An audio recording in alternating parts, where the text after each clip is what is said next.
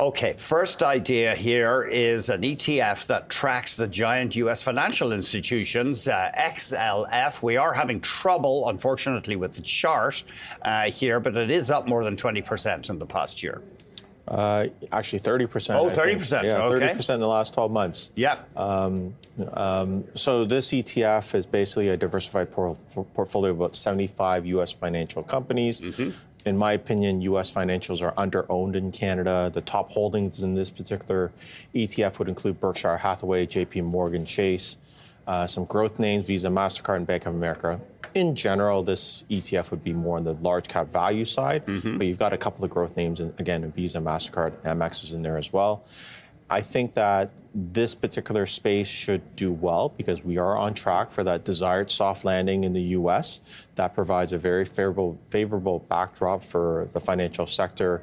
Lower interest rates are expected to stimulate economic activity and boost demand for loans and other financial products.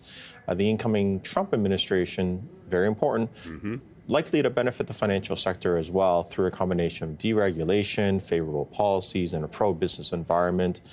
That more lenient regulatory landscape is going to encourage increased M&A activity and probably speed up merger and acquisition activity. That enhances the potential for fees for financial institutions as well. And when you look back to 2017, Trump's first year as president, the financial sector gained 20%. More than 20%. Okay. Just looking at the 5-year return here, XLF 5-year return of about 74%. Whereas the TSX Financial Index in US dollars has returned about 67%. So it's behind in matching currencies. Yeah. Yeah, certainly that regional bank issue last year certainly impacted the entire financial sector. Right. Okay. Let's move on. Nvidia. You'd put new money into this? NVIDIA is the type of name where the denominator, I'm talking about the PE ratio, keeps going higher faster than the numerator, which is the price. So it's actually fairly cheap. Now, we expect about $129 billion in revenue from NVIDIA for fiscal 2025. We're looking at $27 billion in free cash flow. Obviously, they're the leader in AI and gaming technologies. GPUs are widely used in data centers for AI computations, and it's really essential for deep learning. And they've had great breakthroughs in image and speech recognition as well. And remarkably, 90% of the market share in the AI GPU segment is controlled by NVIDIA. And they're going to benefit from the growing demand for AI applications. That is, what we're looking at for the future.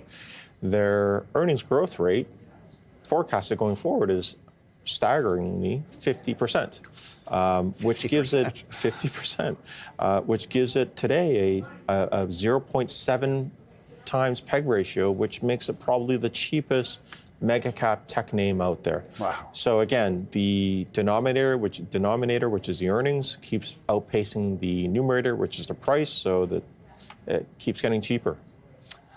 Or it stays cheap, I should say.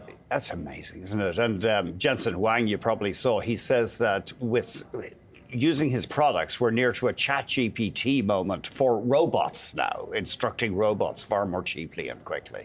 Yes, and with that being said, this is a high beta stock, so you're going to see the 6% decline that we saw yesterday, and after an all-time high or 52-week high yesterday, we saw a 6% decline. So high beta stock, not for everybody, but for a part of our portfolio, for a growth investor, it makes sense. Yeah, it's interesting. But as you say, the dominant market share, the big tech, the big customers it must rankle with them that they have few choices right now. That's true. And, NVIDIA is a beneficiary. Yeah. UnitedHealth, you would go with this one. Some of these health stocks have been out of favor in the United States. For sure. And, we moved from Nvidia, which is a high growth, high beta name, to a low beta, more conservative name in UnitedHealth. So we're looking at about $442 billion US dollars. They are the mega name in the managed care space. They provide medical benefits to about 50 million members globally in not just employer-sponsored, but self-directed and government-backed insurance plans. They have really established very significant scale within the managed care sector. This alignment of integrating medical insurance, pharmacy benefits, and healthcare services, it's really created a strong alignment of incentives for customers and for them.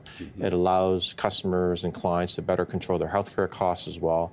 And they are far ahead of any other name in this particular industry.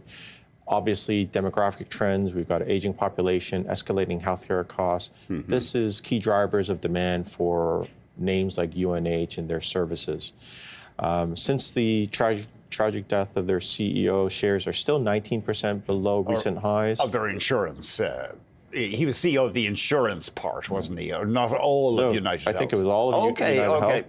So, still 19% lower. So there's a bit of an opportunity here for a low beta defensive name. You're paying 18 times forward earnings for 11% growth rate. So not a bad offering. Okay. Thank you very much, Stan. Thank you. Let's have a quick look at the markets before we go. The story there is bond yields. The U.S. bond yield